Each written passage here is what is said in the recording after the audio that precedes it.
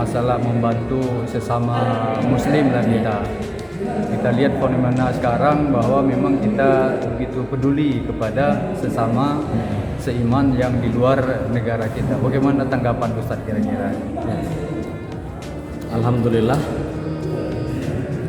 kepedulian kita ya, terhadap kondisi yang terjadi dengan saudara-saudara kita, terutama saudara-saudara kita di Palestina, yang tidak bisa dipungkiri mereka sedang dalam kondisi tertindas, mereka dizalimi, mereka dijajah.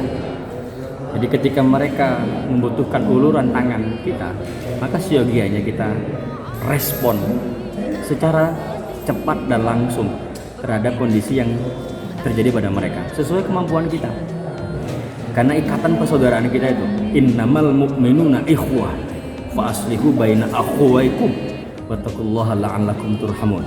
Kita bersaudara, maka bantu ketika melihat saudara-saudara kita susah. Jadi apa yang dilakukan oleh umat Islam khususnya di Indonesia, gencar memberikan bantuan, kemudian mengutip donasi untuk dikirim ke saudara kita di Palestina. Apakah bentuk bantuan itu nanti untuk kesehatan, untuk sandang pangan, untuk pendidikan, dan juga untuk sarana prasarana kehidupan mereka, saudara kita, itu oke.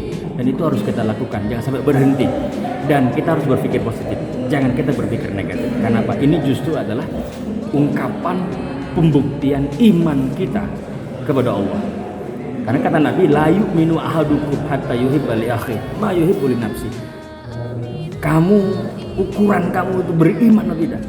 Jangan kamu ngaku aku beriman sebelum kamu mencintai saudaramu seperti mencintai dirimu sendiri. Jadi apa yang dilakukan oleh umat Islam Indonesia hari ini, memberikan bantuan donasi kepada saudara kita Palestina, it's okay. Ini luar biasa. Bagaimana kalau ada tanggapan ini membantu orang luar, di dalam juga sendiri kita ada kesusahan katanya. Ya, ini yang salah satu contoh berpikirnya negatif. Gak bisa kita berpikir negatif, berpikirnya positif. Kenapa? Karena ini sifatnya kan kondisional. Membantu saudara kita di Palestina karena mereka tertindas, karena mereka terzolimi, dan kita melihat karena globalisasi informasi sekarang ini, kita nggak bisa menutup mata karena kita tahu. Jadi ketika kita menutup mata ya, melihat kejadian yang terjadi pada hari ini, maka kita termasuk orang-orang yang tergeruslah iman kita. Kita nggak peduli sama saudara-saudara kita.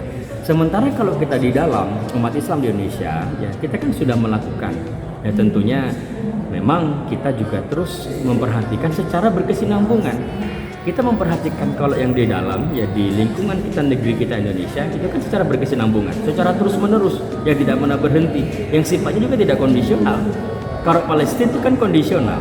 Ini momentum hari ini, di saat mereka harusnya bahagia, mereka dijajah, mereka dibombardir, agresor Zionisme Israel. Lalu kemudian kita diam. Kan itu dosa kita. Gitu. Nah, ketika kita di lingkungan kita, sudah jadi tanggung jawab kita.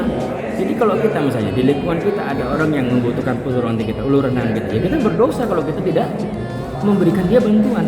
Dan sifatnya itu berkesinambungan, bukan sifatnya kondisional.